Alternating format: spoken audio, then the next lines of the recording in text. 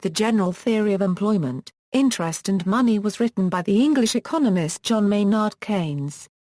The book, generally considered to be his magnum opus, is largely credited with creating the terminology and shape of modern macroeconomics.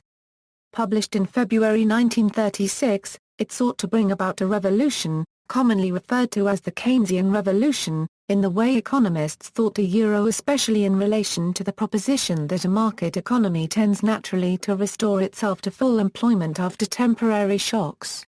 Regarded widely as the cornerstone of Keynesian thought, the book challenged the established classical economics and introduced important concepts such as the consumption function, the multiplier, the marginal efficiency of capital, the principle of effective demand and liquidity preference. Summary: the central argument of the general theory is that the level of employment is determined, not by the price of labor as in neoclassical economics, but by the spending of money. Keynes argues that it is wrong to assume that competitive markets will in the long run deliver full employment or that full employment is the natural, self-righting, equilibrium state of a monetary economy. On the contrary, underemployment and underinvestment are likely to be the natural state unless active measures are taken. One implication of the general theory is that an absence of competition is not the main issue regarding unemployment, and that even reducing wages or benefits has no major effect. Keynes sought to do nothing less but upend the conventional economic wisdom. He mailed a letter to his friend George Bernard Shaw on New Year's Day, 1935. I believe myself to be writing a book on economic theory which will largely revolutionize not I suppose, at once but in the course of the next 10 years the way the world thinks about its economic problems. I can't expect you, or anyone else, to believe this at the present stage. But for myself I don't merely hope what I say, in my own mind, I'm quite sure. Preface Keynes wrote 4 prefaces, to the English, German, Japanese and French editions, each with a slightly different emphasis. In the English preface, he addresses the book to his fellow economists, yet mentions he hopes it will be helpful to others who read it.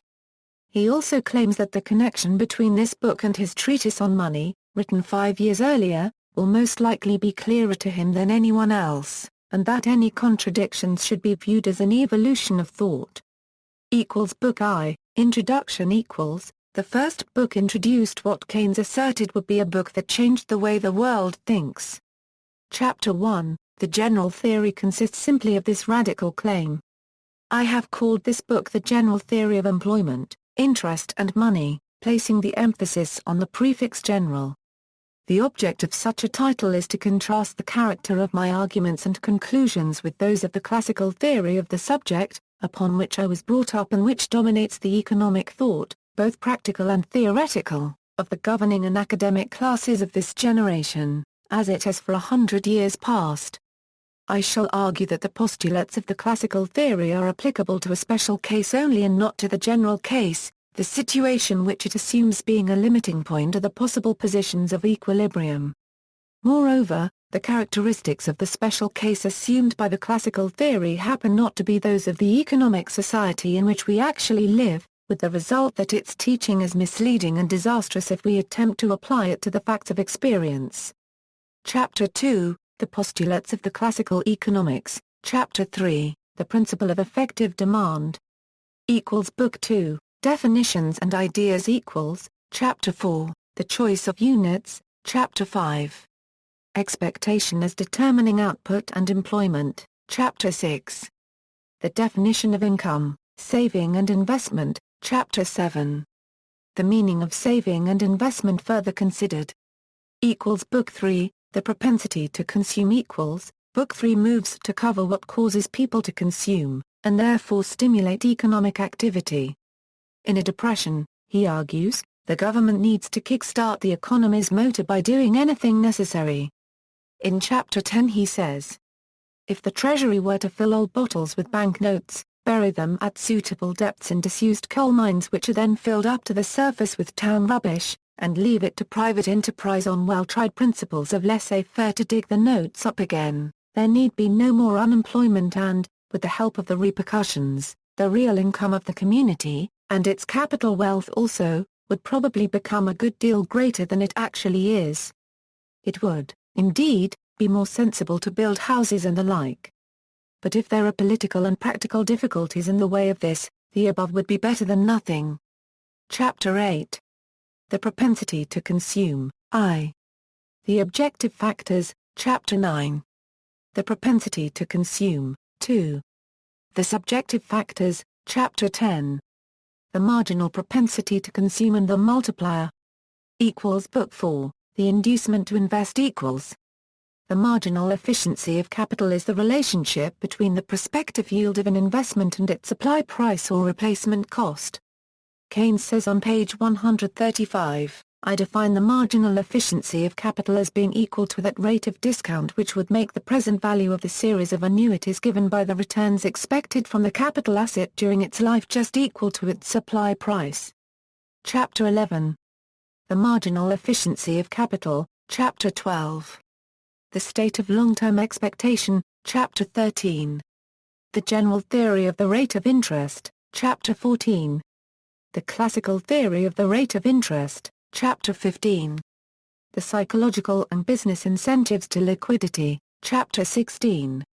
Sundry observations on the nature of capital, Chapter 17. The essential properties of interest and money, Chapter 18. The general theory of employment restated, Chapter 20. The employment function, Chapter 21. The theory of prices. Book 6, Short notes suggested by the general theory equals. It is better that a man should tyrannize over his bank balance than over his fellow citizens, and whilst the former is sometimes denounced as being but a means to the latter, sometimes at least it is an alternative.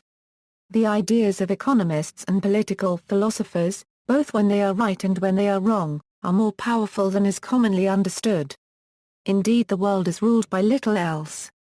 Practical men, who believe themselves to be quite exempt from any intellectual influence, are usually the slaves of some defunct economist. Madmen in authority, who hear voices in the air, are distilling their frenzy from some academic scribbler of a few years back. I am sure that the power of vested interests is vastly exaggerated compared with the gradual encroachment of ideas. Not, indeed, immediately, but after a certain interval.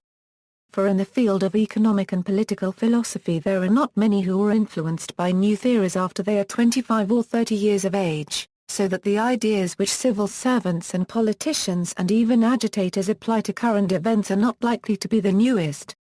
But, soon or late, it is ideas, not vested interests, which are dangerous for good or evil. Chapter 22. Notes on the Trade Cycle, Chapter 23. Notes on Mercantilism, the Usury Laws, Stamped Money and Theories of Underconsumption, Chapter 24, concluding notes on the social philosophy towards which the general theory might lead.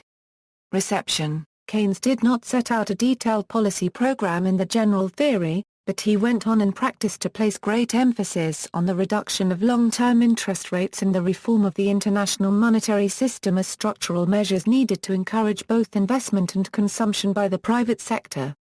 Paul Samuelson said that the general theory caught most economists under the age of 35 with the unexpected virulence of a disease first attacking and decimating an isolated tribe of South Sea Islanders. Criticisms. From the outset there has been controversy over what Keynes really meant. Many early reviews were highly critical.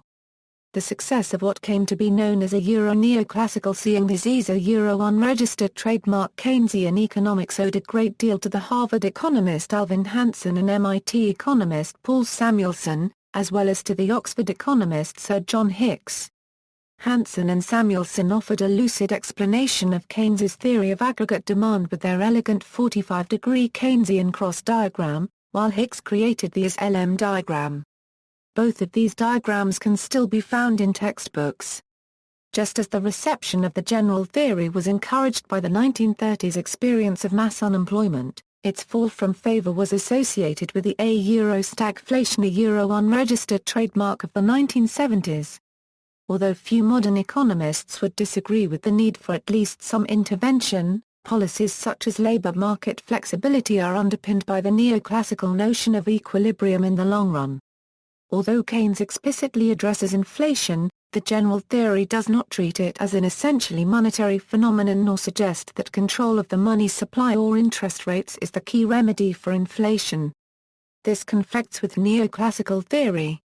Endorsement equals, many of the innovations introduced by the general theory continue to be central to modern macroeconomics. For instance, the idea that recessions reflect inadequate aggregate demand and that Say's law does not hold in a monetary economy.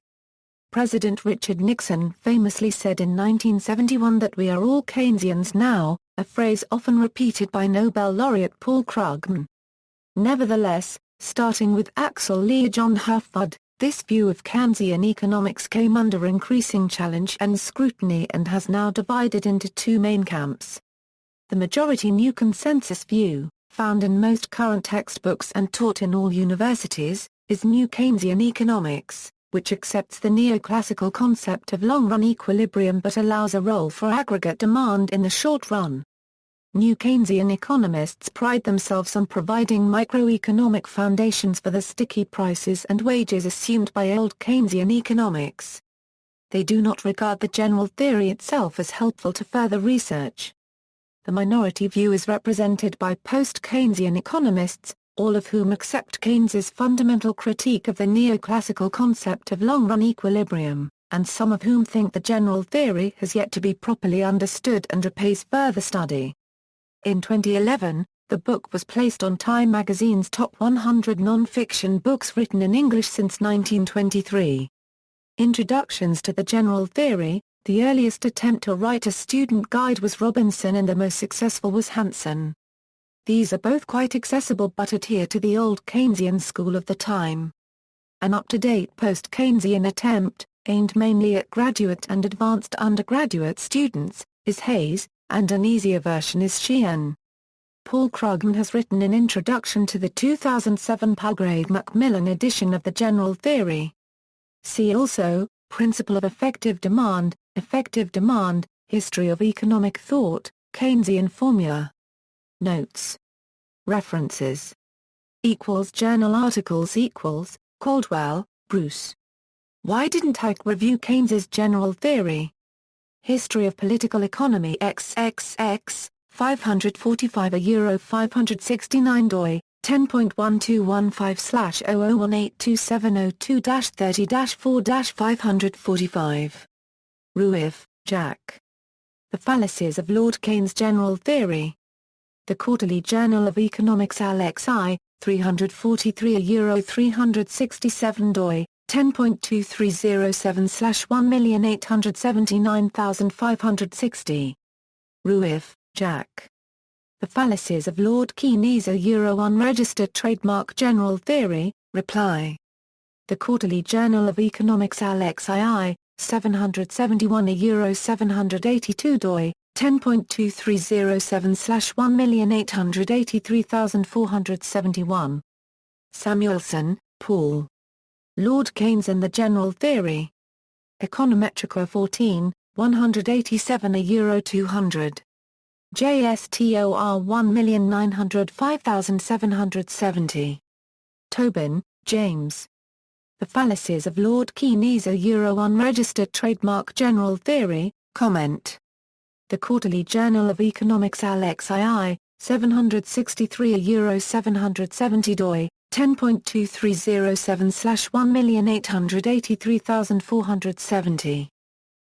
Books Amadio, Edward, The Principle of Effective Demand, Aldershot UK and Brookfield US, Edward Elgar, Ambrosi, Gerard Michael, Keynes, Pigger and Cambridge Keynesians, London, Palgrave Macmillan, Chick, Victoria, Macroeconomics After Keynes, Oxford, Philip Allen, Davidson, Paul, Money and the Real World, London, Macmillan, Davidson, Paul, Financial Markets, Money and the Real World, Cheltenham UK and Northampton US, Edward Elgar, Hansen, Alvin, A Guide to Keynes, New York, McGraw-Hill, Harcourt, Jeff and Reach, Peter, a second edition Euro Unregistered Trademark of the General Theory, London, Routledge, Hayes, Mark, The Economics of Keynes, A New Guide to the General Theory, Cheltenham UK and Northampton US, Edward Elgar. Heislight, Henry, The Failure of the New Economics, Princeton, New Jersey, Van Nostrand. Keynes, John Maynard, The General Theory of Employment, Interest and Money, London, Macmillan, Lawler, Michael, The Economics of Keynes in Historical Context, London, Palgrave Macmillan, Lear John Hufford, Axel, Keynesian Economics and the Economics of Keynes, New York, Oxford University Press. Minsky, Hyman, John Maynard Keynes, New York, Columbia University Press. Patinkin, Don, Keynes's Monetary Thought, Durham NC, Duke University Press. Robinson, Joan, Introduction to the Theory of Employment, London, Macmillan, Sheehan, Brendan, Understanding Keynes' General Theory, London, Palgrave Macmillan, Tiley, Jeff, Keynes's General Theory, The Rate of Interest and Keynesian Unregistered Trademark Economics, London, Palgrave Macmillan, Trevithick, James, Involuntary Unemployment, Hemel Hempstead, Simon & Schuster. External links, Introduction by Paul Krugman to the General Theory of Employment, Interest and Money, by John Maynard Keynes, online text in screen-friendly format. This link appears to be invalid. Forward to the German edition of the General Theory Vorwort zur deutschen Ausgabe, full text in HTML5 Talk preview.